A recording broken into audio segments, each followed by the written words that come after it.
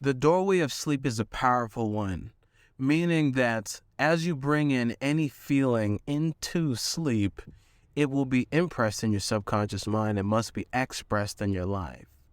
I believe this is why many students of Neville Goddard was very successful, because he focused on one of the most simplest techniques, which is to visualize as you go to sleep.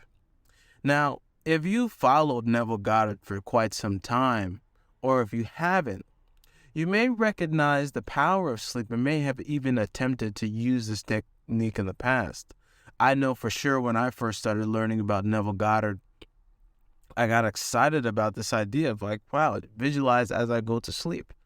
This is so amazing. I definitely need to do it. I see how powerful it is, because clearly it's going to impress my subconscious mind, because as I go and relax, my mind goes from beta to alpha into theta. And then once I get into deep sleep, I'll be in delta. And we know that the subconscious mind is more impressionable the slower my brain waves are. So I saw how powerful the technique was. But the reason why I'm making this video today is in case you know about this technique and have tried it, but it hasn't really bore much fruit for you. It hasn't really been successful, and you wake up the next day wondering, wow, did I do it right? What I'm about to tell you will aid you in your assumption as you go to sleep. And I've mentioned this many times, and I will continue to mention this, but you need to discover, what is it about your goal that is important to you? Why do you want this thing? Why? Discover the why. What does this goal mean to you? If you can determine exactly what that desire means to you, because meaning equals emotion, you would have simultaneously found the emotion. So that means every time you get close to what it means to you, you have to feel emotion. So now, if you discover what your desire means to you on a deep level, and I don't mean the simple answer of, let's say, for example, you wanted to have a very healthy body. The simple answer is, well, I want to be fit and healthy because I want to be able to run around my house without being out of breath. That's why. That's not the why I'm talking about. It has to go so deeper than that. It has to go much deeper than that. In fact, you need to figure out the reason that drives you, the thing that brings out the emotion when you think about it. And if you can discover that, I know that it's challenging, but if you can do that, the next time you go to the doorway of your sleep and you visualize as you go to sleep, because you'll be focusing on what it means to you, it will feel so much more real.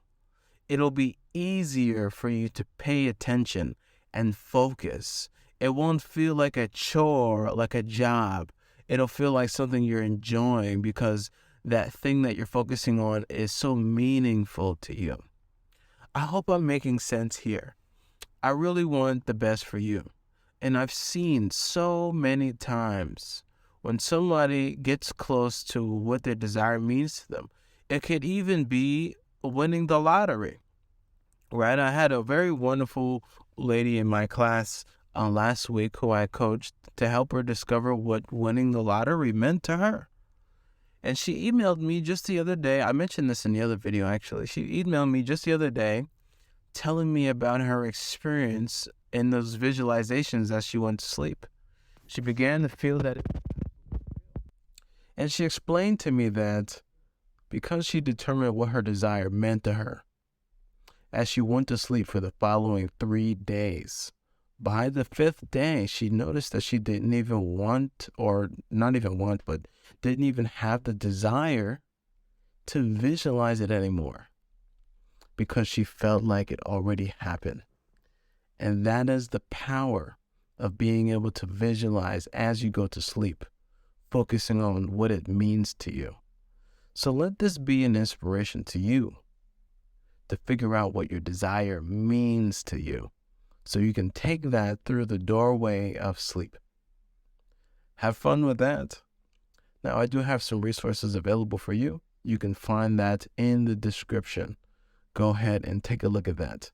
My name is Evan Yearwood, and I will see you tomorrow. Bye-bye.